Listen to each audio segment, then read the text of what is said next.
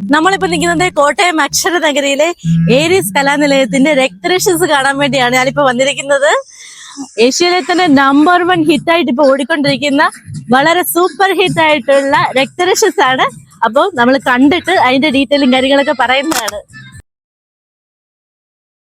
നീണ്ട നാളത്തെ കാത്തിരിപ്പിന് ശേഷമാണ് നമ്മുടെ കോട്ടയത്ത് ഏരീസ് കലാനിലയത്തിന്റെ രക്തരക്ഷസ് വന്നിരിക്കുന്നത്. ടിക്കറ്റ് എടുക്കാനുള്ള തിരക്കുകൾ ഒഴിവാക്കാനായിട്ട് നമുക്ക് ഓൺലൈനായിട്ട് ടിക്കറ്റ് ബുക്ക് ചെയ്യാവുന്നതാണ്.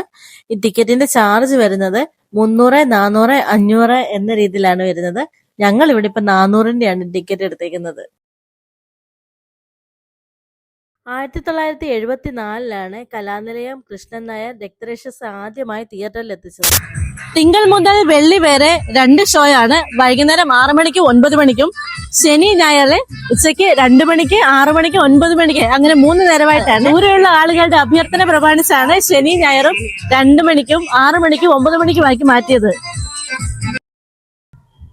നമ്മുടെ ഏഷ്യയിലെ നമ്പർ 1 ഹിറ്റായിട്ട് ഇപ്പോൾ ഓടിക്കൊണ്ടിരിക്കുന്ന നാടകമായ രക്തരക്ഷസിന്റെ ഡയറക്ടറുമായിട്ടാണ് ഞാനിപ്പോ ഇരിക്കുന്നത്.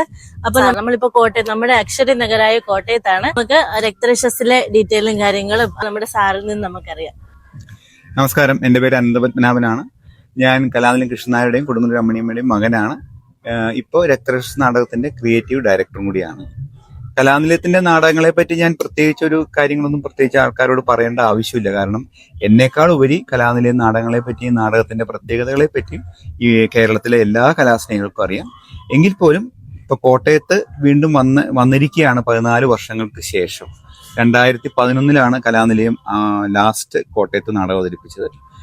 ഇക്കുറി ഇവിടെ വീണ്ടും വന്നപ്പോൾ പണ്ടൊക്കെ വരുമ്പോൾ കടമറ്റത്ത് കത്താൻ രക്തരക്ഷസും കൂടിയാണ് അവതരിപ്പിച്ചുകൊണ്ടിരുന്നത്. മറ്റു നാടകങ്ങളുണ്ടായിരുന്നു. ഇപ്പോൾ രക്തരക്ഷസ് മാത്രമാണ് ഇവിടെ അവതരിപ്പിക്കുന്നത്. അതേപോലെ കലാനിലയത്തിന്റെ കൂടെ ഇപ്പോൾ മൾട്ടിനാഷണൽ കമ്പനിയായ ഏരീസും കൂടി അസോസിയേറ്റ് ചെയ്തിട്ടുണ്ട്. ഇപ്പോൾ കലാനിലയത്തിന്റെ പേര് ഏരീസ് കലാനിലയം എന്ന പേരിലാണ് അറിയപ്പെടുന്നത്. അതിന്റെ ബാനറിലാണ് ഇപ്പോൾ നാടകങ്ങൾ അവതരിപ്പിക്കുന്നത്. Thank you. 10,000 ചതുരശ്ര അടിയിലാണ് നമ്മുടെ സ്റ്റേജ് ഒരുക്കിയിരിക്കുന്നത്. കൂടാതെ 150-ന് മേൽ കലാകാരന്മാരാണ് രംഗത്തും പിന്നിലുമായി പ്രവർത്തിക്കുന്നത്. ഈ ഓഡിറ്റോറിയം ഫുള്ളും AC-യിലാണ് ചെയ്തിരിക്കുന്നത്. ഇതില് 3 റോ ആയിട്ടാണ് സീറ്റ് ഇട്ടേക്കുന്നത്. ആദ്യത്തെ നമ്മുടെ 500, 400, 300 എന്ന രീതിയിലാണ്. പിന്നെ നമ്മുടെ ഈ സീറ്റ് തിയേറ്ററിലെ ആദ്യത്തെ റോയിൽ തന്നെ സീറ്റുകൾ പുഷ് ബാക്ക് സീറ്റുകളാണ് ഇവിടെ ചെയ്തിരിക്കുന്നത്.